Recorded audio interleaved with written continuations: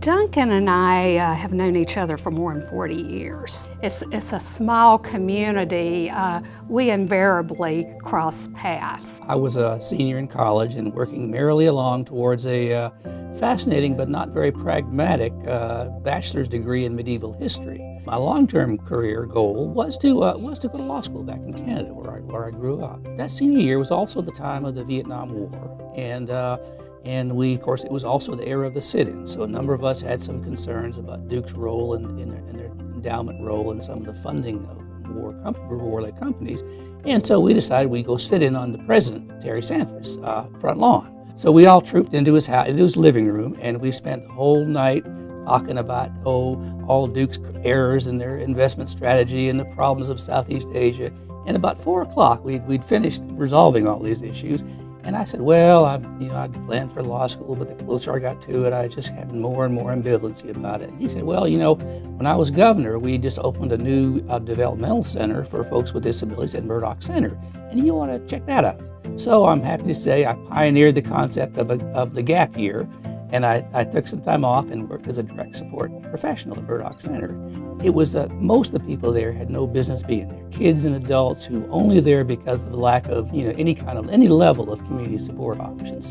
And it's hard to think of all the ways in which Duncan has made a difference. I was working for a nonprofit group up in Massachusetts. We were writing grants to provide technical assistance to early intervention teams across the country, but also in territories and other areas.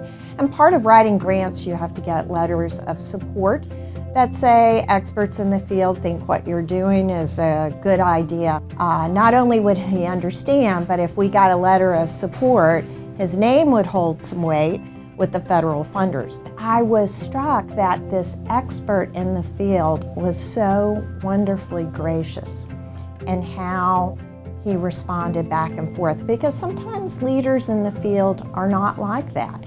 And he gave us our letter and we went off and we did our technical assistance, and I don't think my path really crossed with him until we started working on our post-secondary education program here in North Carolina.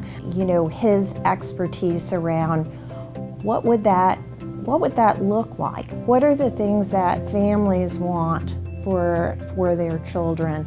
What's the pipeline? How do we design a college education that really can not only propel folks with intellectual disabilities, but sets an opportunity that then can influence all the way back to early intervention? Duncan is like a bulldog with a bone, and it's true, Duncan. Supported employment, thanks to Duncan Munn. Moving away from more segregated environments is another hallmark of Duncan Munn. Later on, because he always had such a passion for identifying children as early as they could be. As we know, the earlier we provide support, the better it's going to be for children. So at that time, Duncan also a little later moved over from adult services to begin fashioning what was heralded as one of the best states developing early intervention services in the nation.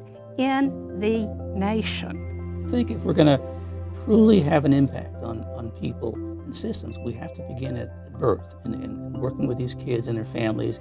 And I think if we can truly partner with families and plan and manage services based on that partnership and really talk about, really reflect on what we do, some core values, things like inclusion, natural supports, interagency collaboration, person-centeredness, and the real primacy of people with disabilities and families, their families, as our best teachers. If we can embrace those concepts in all that we do, we set the stage for a lifetime of success for those kids and for the agencies that serve them and for the communities where they live.